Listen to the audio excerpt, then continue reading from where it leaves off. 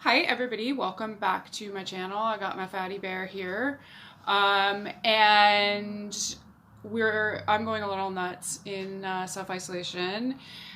Good news though, I got my sense of smell and taste back, which is fantastic. I'm not totally back, but it's back, like it's coming back like 20%, so that's really nice. I'll do another video going into what I've experienced symptom-wise. We'll never know if I had the virus because they're not doing testing. It's a whole video. It's a whole video. Right now, though, I'm just craving some intellectual stimulation. So I am gonna try something totally different. I'm gonna read you a short story. One of my absolute favorite short stories by Jack London, and it's called To Build a Fire. Many of you, if you've been watching, know Jack London's one of my favorites, and Fatty here is actually a character in White Fang, so there's that. So while we're in this crazy survival world, this is my absolute favorite survival story. It takes place in the north, and please indulge me because I like reading out loud. Sit back, enjoy. You can go fall asleep to this, whatever you gotta do. Actually, don't know. It's a really disturbing story. To Build a Fire by Jack London. Day had broken cold and gray, exceedingly cold and gray, when the man turned aside from the main Yukon Trail and climbed the high earth bank, where a dim and little-traveled trail led eastward through the fat spruce timberland. It was a steep bank, and he paused for a breath at the top, excusing the act to himself by looking at his watch. It was 9 o'clock. There was no sun, nor hint of sun. Though there was not a cloud in the sky, it was a clear day, and yet there seemed to be an intangible pall over the face of things, a subtle gloom that made the day dark, and that was due to the absence of the sun. This fact did not worry the man. He was used to the lack of sun. It had been days since he had seen the sun, and he knew that a few more days must pass before that cheerful orb, due south, would just peep above the skyline and dip immediately from view. The man flung a look back along the way he had come. The Yukon lay a mile wide and hidden under 3 feet of ice. On top of this ice were as many feet of snow. It was all pure white, rolling in gentle undulations where the ice jams of the freeze-up had formed. North and south, as far as his eye could see, it was unbroken white, save for a dark hairline that curved and twisted. Patty's like in the way. She's always in the way when it comes to books. Oh my god. From around the spruce-covered island to the south, and that curved and twisted away into the north, where it disappeared behind another spruce-covered island. This dark hairline was the trail, the main trail, that led south 500 miles to the Chilkoot Pass Daiya and Saltwater, and that led north 70 miles to Dawson, and still on to the north 1,000 miles to Nulato, and finally to St. Michael on Bering Sea, 1,000 miles and half 1,000 more. But all this, the mysterious, far-reaching hairline trail, the absence of sun from the sky, the tremendous cold and the strangeness and weirdness of it all made no impression on the man. It was not because he was long used to it. He was a newcomer in the land, a Chichago, and this was his first winter.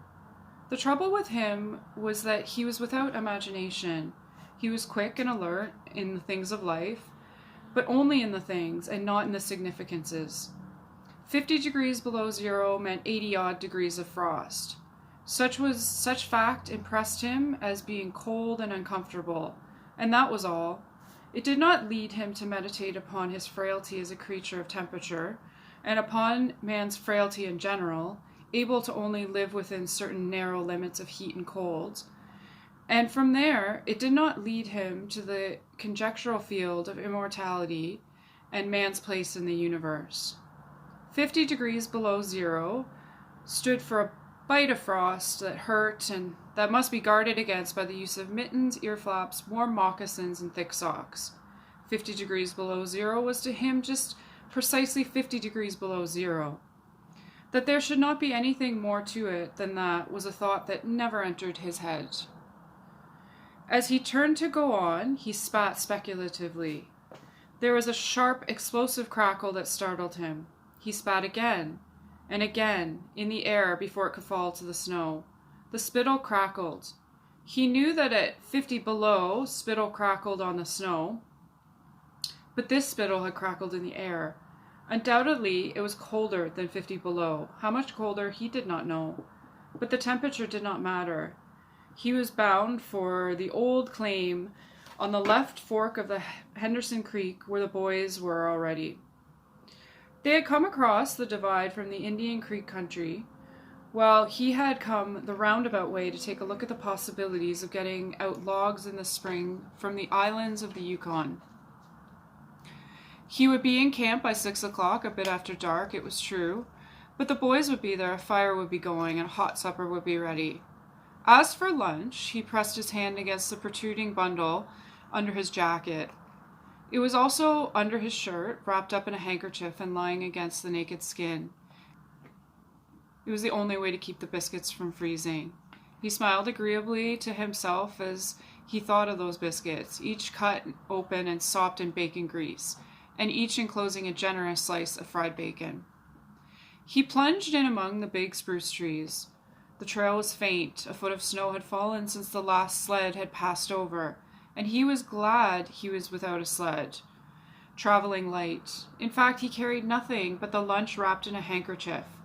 He was surprised, however, at the cold. It certainly was cold, he concluded, as he rubbed his numb nose and cheekbones with mittened hand. He was a warm, whiskered man, but the hair on his face did not protect the high cheekbones and the eager nose that thrust itself aggressively into the frosty air. At the man's heels trotted a dog, a big native husky, the proper wolf dog, gray-coated and without any visible or temperamental difference from its brother, the wild wolf. The animal was depressed by the tremendous cold.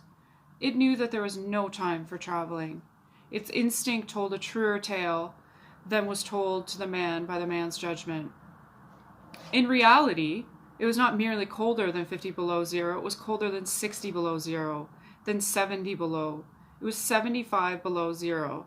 Since the freezing point is 32 above zero, it meant that 107 degrees of frost obtained. The dog did not know anything about thermometers. Possibly in its brain there was no sharp consciousness of a condition of very cold such as it was in the man's brain. But the brute had its instincts. It experienced a vague but menacing apprehension that subdued it and made it slink along the man's heels, and that made it question eagerly every unwanted movement of the man, as if expecting him to go into camp or to seek shelter somewhere and to build a fire. The dog had learned fire, and it wanted fire, or else to burrow under the snow and cuddle its warmth away from the air. The frozen moisture of its breathing had settled on its fur in a fine powder of frost, and especially where its jowls, muzzle, and eyelashes whitened by the crystalled breath. The man's red beard and mustache were likewise frosted, but more solidly, the deposit taking the form of ice, and increasingly with every warm, moist breath he exhaled. Also, the man was chewing tobacco, and the muzzle of ice held his lips so rigidly that he was unable to clear his chin when he expelled the juice. The result was that a crystal beard of the color and solidity of amber was increasing its length on his chin. If he fell down, it would shatter itself like glass into brittle fragments, but he did not mind the appendage. It was a penalty all tobacco chewers paid in that country, and he had been out before in 2 cold snaps. They had not been so cold as this, he knew, but by the spirit thermometer at 60 mile, he knew that they had been registered at 50 below and at 55. He held on through the level stretch of woods for several miles, crossed a wide flat of swamp grass, and dropped down to the frozen bank of a small stream. This was Henderson Creek, and he knew he was 10 miles from the forks. He looked at his watch. It was 10 o'clock. He was making 4 miles an hour, and he calculated that he would arrive at the forks at 12:30. He decided to celebrate that event by eating his lunch here. The dog dropped again at his heels, and with with a tail drooping discouragement, as the man swung along the creek bed. The furrow of the old sled trail was plainly visible, but a dozen inches of snow covered the marks of the last runners. In a month, no man had come up or down that silent creek. The man held steadily on. He was not much given to thinking, and just then particular he had nothing to think about, save that he would eat lunch at the Forks, and at 6 o'clock he would be in camp with the boys. There was nobody to talk to. Had there been, speech would have been impossible because of the ice muzzle on his mouth. So he continued monotonously to chew tobacco and increase the length of his amber beard. Once in a while, the thought reiterated itself that it was very cold and that he had never experienced such cold. As he walked along, he rubbed cheekbones and nose with the back of his mittened hand. He did this automatically, now and again changing hands. But rub as he would, the instant he stopped his cheekbones went numb. The following instant, the end of his nose went numb. He was sure to frost his cheeks, he knew that, and he experienced a pang of regret that he had not devised a nose strap, the sort Bud wore in cold snaps. Such a strap passed along the cheeks as well, and saved them. But it didn't matter much after all. What were frosted cheeks? A bit painful? That was all. They were never serious. Empty as the man's mind was of thoughts, he was keenly observant, and he noticed changes in the creek, the curves and bends and timber jams, and always he sharply noted where he placed his feet. Once, coming around a bend, he shied abruptly, like a startled horse, curved away from the place where he had been walking, and retreated several paces back along the trail. The creek, he knew, was frozen clear to the bottom. No creek could contain water in that Arctic winter, but he knew also that there were springs that bubbled out from the hillsides and ran along under the snow and on top of the ice creek. He knew that the coldest snaps never froze these springs, and the water under the snow that might be 3 inches deep or 3 feet. Sometimes a skin of half an inch thick covered them, and in turn was covered by the snow. Sometimes there were alternate layers of water and ice skin, so that when one broke through, he kept on breaking through for a while, sometimes wetting himself to the waist. That was why he shied in such panic. He had felt the give under his feet and heard the crackle of a snow-hidden ice skin. And to get his feet wet in such a temperature meant trouble and danger. At the very least, it meant delay, for he would be forced to stop and build a fire, and under its protection, to bare his feet while he dried his socks and moccasins. He stood and studied the creek bed and its banks, and decided that the flow of water came from the right. He reflected a while, rubbing his nose and cheeks, then skirted to the left, stepping gingerly and testing the footing of each step. Once clear of the danger, he took a fresh chew of tobacco and swung along at his 4-mile gait. In the course of the next 2 hours, he came upon several similar traps. Usually the snow above the hidden pools had a sunken candied appearance that advertised the danger. Once again, however, he had a close call, and once, suspecting danger, he compelled the dog to go in front. The dog did not want to go. It hung back until the man shoved it forward, and then it went quickly across the white, unbroken surface. It broke through, though, floundered to one side, and got away to firmer footing. It had wet its 4 feet and legs, and almost immediately the water that clung to it turned to ice. It made quick efforts to lick the ice off its legs, then dropped down in the snow and began to bite the ice that had formed between his toes. This was a matter of instinct. To permit the ice to remain would mean sore feet. It merely obeyed the mysterious prompting that arose from the deep crypts of its being. But the man knew, having achieved a judgment of the subject, and he removed the mitten from his right hand and helped tear out the ice particles. He did not expose his fingers for more than a minute, and was astonished at the swift numbness that smote them. It certainly was cold. He pulled the mitten hastily. He pulled on the mitten hastily and beat the hand savagely across his chest. At 12 o'clock, the day was at its brightest. Yet the sun was too far south on its winter journey to clear the horizon. The bulge of the earth intervened between it and Henderson Creek, where the man walked under a clear sky at noon and cast no shadow. At 12:30 to the minute, he arrived at the forks of the creek. He was pleased at the speed he had made. If he kept it up, he would certainly be with the boys by 6. He unbuttoned his jacket and shirt and drew forth his lunch. The action consumed no more than 1/4 of an hour, yet in that brief moment, the numbness lay hold of the exposed fingers. He did not put the mitten on, but instead struck the fingers a dozen sharp smashes against his leg. Then he struck down on a snow-covered log to eat. The sting that followed upon the striking of his fingers against his leg ceased so quickly that he was startled. He had no chance to take a bite of the biscuit. He struck the fingers repeatedly and returned them to the mitten, barring the other hand for the purpose of eating. He tried to take a mouthful, but the ice muzzle prevented. He had forgotten to build a fire and thaw out.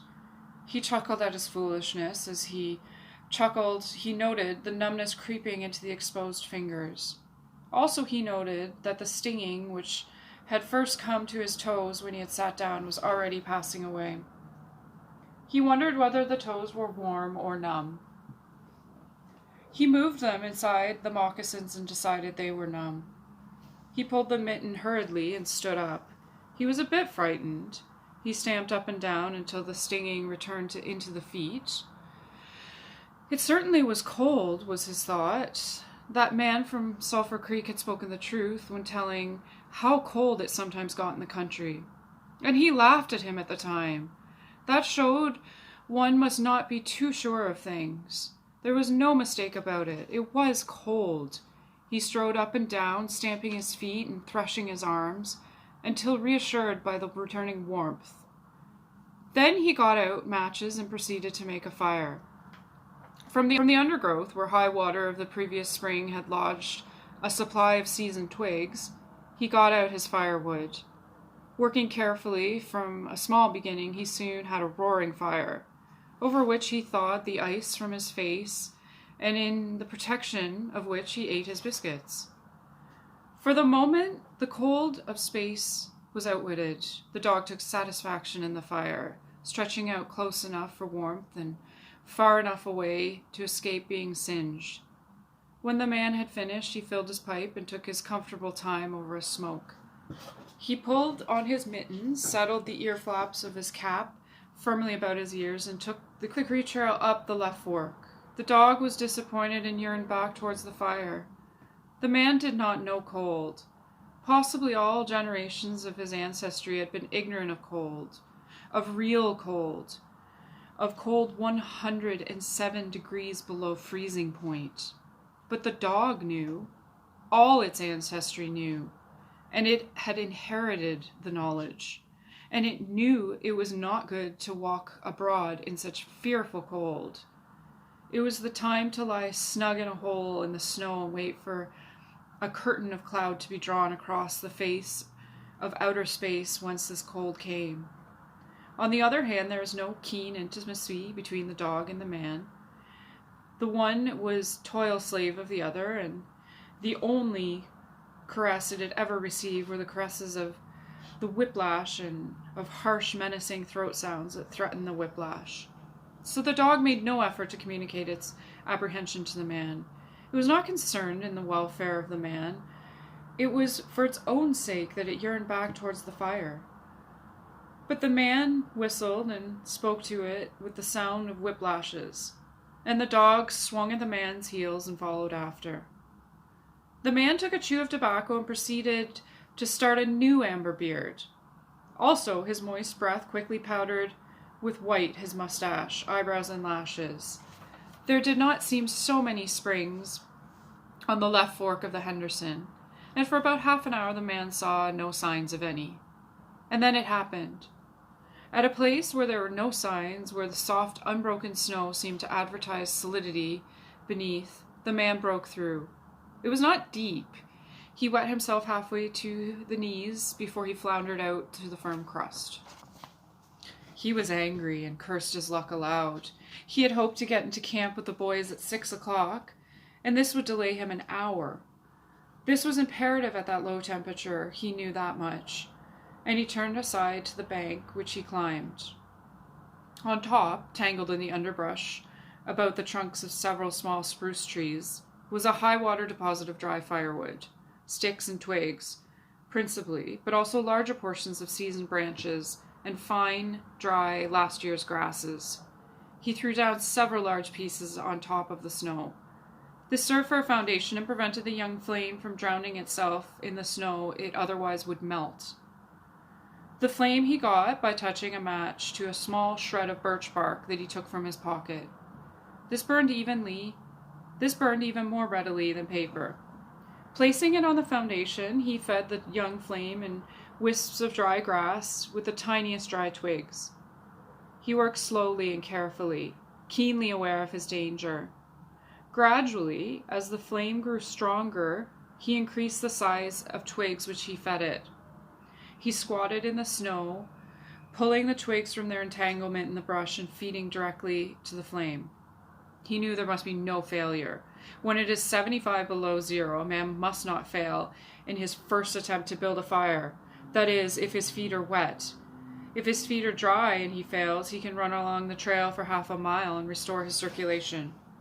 But the circulation of wet and freezing feet cannot be restored by running when it is 75 below, no matter how fast he runs.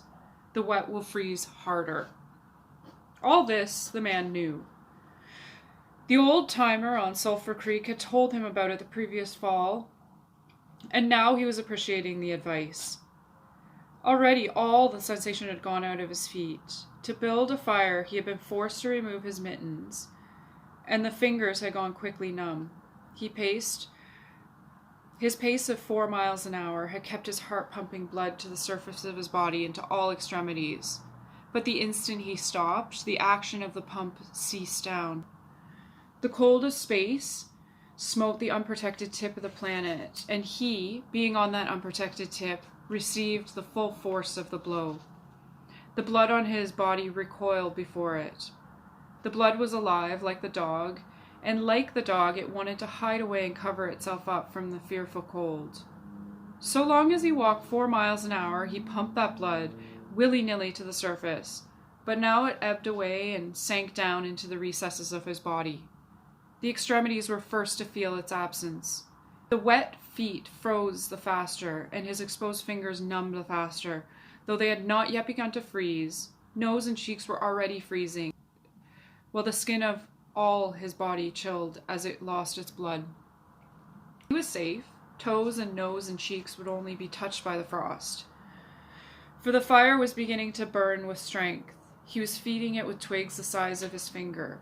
In another minute, he would be able to feed it with branches the size of his wrist, and then he could remove his wet footgear, and while it dried, he could keep his naked feet warm by the fire, rubbing them at first, of course, with snow. The fire was a success. He was safe. He remembered the advice of the old-timer on Sulphur Creek and smiled. The old-timer had been very serious in laying down the law that no man must travel alone in the Klondike after 50 below. Well, here he was. He had the accident, he was alone, and he had saved himself. Those old-timers were rather womanish, some of them, he thought. All a man had to do was to keep his head, and he was all right. Any man who was a man could travel alone, but it was surprising the rapidity with which his cheeks and nose were freezing. And he had not thought his fingers could go lifeless in so short a time. Lifeless they were, for he could scarcely make them move together to grip a twig, and they seemed remote from his body and from him. When he touched a twig, he had to look and see whether or not he had a hold of it. The wires were pretty well down between him and his finger ends, all of which counted for little. There was the fire, snapping and crackling and promising life with every dancing flame. He started to untie his moccasins. They were coated with ice. The thick German socks were like sheaths of iron halfway to the knees, and the moccasin strings were like rods of steel, all twisted and knotted by some conflagration. For a moment he tugged with his numb fingers, then, realizing the folly of it, he drew his sheath knife. The man was shocked. It was as though he had just heard his own sentence of death. For a moment he sat and stared at the spot where the fire had been. Then he grew very calm. Perhaps the old-timer on Sulphur Creek was right. If he had only had a trail mate, he would be in no danger now. The trail mate could have built the fire. Well, it was up to him to build a fire over again, and this second time there must be no failure. Even if he succeeded, he most likely would lose some of his toes. His feet must be badly frozen by now, and there would be some time before the second fire was ready. Those were his thoughts, but he did not sit and think them. He was busy all the time. They were passing through his mind. He made a new foundation for fire, this time in the open, where no treacherous tree could blot it out. Next he gathered dry grasses and tiny twigs from the high water flotsam. He could not bring his fingers together to pull them out, but he was able to gather them by the handful. In this way he got many rotten twigs and bits of green moss that were undesirable, but it was the best he could do. He worked methodically, even collecting an armful of larger branches to be used later when the fire gathered strength. And all the while the dog sat and watched him, a certain yearning wistfulness in its eyes, for it looked upon the fire provider, and the fire was slow in coming. When all was ready, the man reached in his pocket for a second piece of birch bark. He knew the bark was there, and though he could not feel it with his fingers, he could hear its crisp rustling as he fumbled for it. Try as he would, he could not clutch a hold of it, and all the time in his consciousness was the knowledge that each instant his feet were freezing. This thought tended to put him in a panic, but he fought against it and kept calm. He pulled on his mittens with his teeth and threshed his arms back and forth, beating his hands with all his might against his sides. He did this sitting down, and he stood up to do it, and all the while the dog sat in the snow, its wolf brush of a tail curled around warmly over its forefeet. Its sharp wolf ears pricked forward intently as it watched the man. And the man, as he beat and threshed his arms and hands, felt a great surge of envy as he regarded the creature that was warm and secure in its natural covering. After a time, he was aware of the first faraway signals of sensation in his beaten fingers. The faint tingling grew stronger till it evolved into a stinging ache that was excruciating, but which the man hailed with satisfaction. He stripped the mitten from his right hand and fetched forth the birch bark. The exposed fingers were quickly going numb again. Next he brought out his bunch of sulphur matches, but the tremendous cold had already driven the life out of his fingers. In his effort to separate one match from the other, the whole bunch fell in the snow. He tried to pick it out of the snow, but failed. The dead fingers could neither touch nor clutch. He was very careful. He drove the thought of his freezing feet and nose and cheeks out of his mind, devoting his whole soul to the matches. He watched, using the sense of vision in place of that touch. When he saw his fingers on each side of the bunch, he closed them. That is, he willed to close them, for the wires were down, and the fingers did not obey. He pulled the mitten on his right hand and beat it fiercely against his knees. Then with both mittened hands he scooped the bunch of matches, along with much snow, into his lap. Yet he was no better off. After some manipulation he managed to get the bunch between the heels of his mittened hands. In this fashion he carried it to his mouth. The ice crackled and snapped. By a violent effort he opened his mouth. He drew the lower jaw in, curled the upper lip out of the way, and scraped the bunch with his upper teeth in order to separate a match. He succeeded in getting one, which he dropped to his lap. He was no better off. He could not pick it up. Then he devised a way. He picked it up in his teeth and scratched it on his leg. 20 times he scratched before he succeeded in lighting it. As it flamed, he held it with his teeth to the birch bark. But the burning brimstone went up his nostrils and into his lungs, causing him to cough spasmodically. The match fell in the snow and went out. The old-timer on Sulphur Creek was right, he thought in a moment of controlled despair that ensued. After 50 below, a man should travel with a partner. He beat his hands, but failed in exciting any sensation. Suddenly he bared both his hands, removing the mittens with his teeth. He caught the whole bunch between the heels of his hands. His arm muscles, not being frozen, enabled him to press the hand heels tightly against the matches. Then he scratched the bunch along his legs. It flared into flame, 70 sulfur matches at once. There was no wind to blow them out. He kept his head to one side to escape the strangling fumes, and held the blazing bunch to the birch bark. As he so held it, he became aware of sensation in his hand. His flesh was burning. He could smell it. Deep down below the surface, he could feel it. The sensation developed into pain that grew acute. And still he endured it, holding the flame of the matches clumsily to the bark that would not light readily because his own burning hands were in the way, absorbing most of the flame. At last, when he could endure no more, he jerked his hands apart. The blazing matches fell sizzling into the snow, but the birch bark was alight. He began laying dry grasses and the tiniest twigs on the flame. He could not pick and choose, for he had to lift the fuel between the heels of his hands. Small pieces of rotten wood and green moss clung to the twigs, and he bit them off as well as he could with his teeth. He cherished the flame carefully and awkwardly. It meant life, and it must not perish. The withdrawal of blood from the surface of his body now made him begin to shiver, and he grew more awkward. A large piece of green moss fell squarely on the little fire.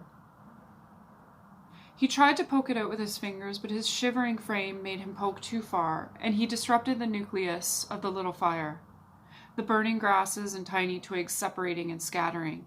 He tried to poke them together again, but in spite of the tenseness of the effort, his shivering got away with him, and the twigs were hopelessly scattered. Each twig gushed a puff of smoke and then went out. The fire provider had failed. As he looked apathetically around him, his eyes chanced on the dog sitting across the ruins of the fire from him, in the snow, making restless, hunching movements, slightly lifting one foot and then the other, shifting its weight back and forth on them with wistful eagerness. The sight of the dog put a wild idea into his head. He remembered the tale of the man caught in a blizzard, who killed a steer and crawled inside the carcass and was so saved. He would kill the dog and bury his hands in the warm body until the numbness went out of them. Then he could build another fire. He spoke to the dog, calling to him, but in his voice was a strange note of fear that frightened the animal, who had never known the man to speak in such a way before. Something was the matter, and its suspicious nature sensed danger. It knew not what danger, but somewhere, somehow, in its brain arose an apprehension of the man. It flattened its ears down at the sound of the man's voice, and its restless, hunching movements and the lifting and shifting of its 4 feet became more pronounced. But it would not come to the man. He got on his hands and knees and crawled towards the dog. This unusual posture again excited suspicion, and the animal sidled mincingly away. The man sat up in the snow for a moment and struggled for calmness. Then he pulled on his mittens by means of his teeth and got to his feet. He glanced down at first in order to assure himself that he was really standing up, for the absence of sensation in his left feet left him unrelated to the earth. His erect position in itself started to drive the webs of suspicion from the dog's mind, and when he spoke peremptorily, with the sound of whiplashes in his voice, the dog rendered its customary allegiance and came to him. As it came within reaching distance, the man lost his control. His arms flashed out to the dog, and he experienced genuine surprise when he discovered that his hands could not clutch, that there was neither bend nor feeling in the fingers. He had forgotten for the moment that they were frozen and that they were freezing more and more. As this happened, and before the animal could get away, he encircled its body with his arms. He sat down in the snow and, in this fashion, held the dog while it snarled and whined and struggled. But it was all he could do, hold its body encircled in his arms and sit there. He realized that he could not kill the dog. There was no way to do it. With his helpless hands, he could neither draw nor hold his sheath knife, nor throttle the animal. He released it, and it plunged wildly away with its tail between its legs, still snarling. It halted 40 feet away and surveyed him curiously, with ears sharply pricked forward. The man looked down at his hands in order to locate them, and found them hanging on the ends of his arms. It struck him as curious that one should have to use his eyes in order to find out where his hands were. He began threshing his arms back and forth, beating the mittened hands against his sides. He did this for 5 minutes, violently, and his heart pumped enough blood up to the surface to put a stop to his shivering. But no sensation was aroused in his hands. He had an impression that they hung like weights on the ends of his arms, but when he tried to run the impression down, he could not find it. A certain fear of death, dull and oppressive, came to him. This fear quickly became poignant as he realized that it was no longer a mere matter of freezing his hands, his fingers and toes, or of losing his hands and feet, but it was a matter of life and death, with the chances against him. This threw him into a panic, and he turned and ran up the creek bed along the old dim trail. The dog joined in behind and kept up with him. He ran blindly, without intention, in fear such as he had never known in his life. Slowly, as he plowed and floundered through the snow, he began to see things again. The banks of the creek, the old timber jams, the leafless aspens and the sky. The running made him feel better. He did not shiver. Maybe, if he ran on, his feet would thaw out, and anyway, if he ran far enough, he would reach the camp and the boys. Without doubt, he would lose some fingers and some toes in his face, but the boys would take care of him and save the rest of him when he got there. And at the same time, there was another thought in his mind that said he would never get to camp and the boys, that it was too many miles away, that the freezing had too great a start on him, and he would soon be stiff and dead. This thought he kept in the background and refused to consider. Sometimes it pushed itself forward and demanded to be heard, but he thrust it back and strove to think of other things. It struck him as curious that he could run on all feet, so frozen that he could not feel them when they struck the earth and took the weight of his body. It seemed to himself to skim along the surface and to have no connection with the earth. Somewhere he had once seen a winged Mercury, and he wondered if Mercury felt as he felt when skimming over the earth. His theory of running until he reached the camp and the boys had one flaw in it. He lacked the endurance. Several times he stumbled, and finally he tottered, crumpled up, and fell. When he tried to rise, he failed. He must sit and rest, he decided, and next time he would merely walk and keep going. As he sat and regained his breath, he noticed that he was feeling quite warm and comfortable. He was not shivering, and it even seemed that a warm glow had come to his chest and trunk. And yet, when he touched his nose or cheeks, there was no sensation. Running would not thaw them out, nor would it thaw out his hands and feet. Then the thought came to him that the frozen portions of his body must be extending. He tried to keep this thought down, to forget it, to think of something else. He was aware of the panicky feeling that it caused, and he was afraid of the panic. But the thought asserted itself and persisted until it produced a vision of his body totally frozen. This was too much, and he made another wild run along the trail. Once he slowed down to a walk, but the thought of freezing extended itself and made him run again. And all the time the dog ran with him, at his heels. When he fell down a second time, it curled its tail over its 4 feet and sat in front of him, facing him, curiously eager and intent. The warmth and security of the animal angered him, and he cursed it till it flattened down its ears appeasingly.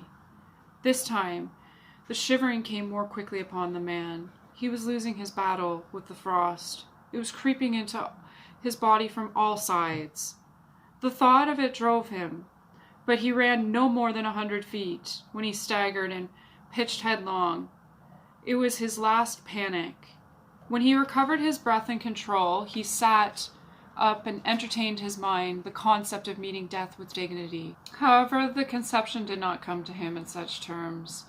His idea of it was that he had been making a fool of himself, running around like a chicken with its head cut off. Such was the smile that occurred to him. Well, he was bound to freeze anyway, and he might as well take it decently. With this newfound peace of mind came the first glimmerings of drowsiness. A good idea, he thought, to sleep off to death. It was like taking an anesthetic. Freezing was not so bad as people thought. There are a lot worse ways to die. He pictured the boys finding his body the next day. Suddenly, he found himself with them, coming along the trail and looking for himself. And still, with them, he came around a turn in the trail and found himself lying in the snow. He did not belong with himself anymore, for even as he was out of himself, standing with the boys and looking at himself in the snow, it certainly was cold, he thought. When he got back to the States, he could tell the folks what real cold was. He drifted on from this to a vision of the old-timer on Sulphur Creek. He could see him quite clearly, warm and comfortable and smoking a pipe. "You were right, old hoss, you were right," the man mumbled to the old-timer of Sulphur Creek. Then the man drowsed off into what seemed to him the most comfortable and satisfying sleep he had ever known. The dog sat facing him and waiting. The brief day drew to a close in a long, slow twilight. There were no signs of a fire to be made. And besides, never in the dog's experience had it known a man to sit like that in the snow and make no fire. As the twilight drew on, its eager yearning for the fire mastered it, and with a great lifting and shifting of its forefeet, it whined softly, then flattened its ears down in anticipation of being chidden by the man. But the man remained silent. Later, the dog whined loudly, and still later, it crept close to the man and caught the scent of death. This made the animal bristle and back away. A little longer it delayed, howling under the stars that leapt and danced and shone brightly in the cold sky. Then it turned and trotted up the trail in the direction of the camp it knew, where were the other food providers and fire providers.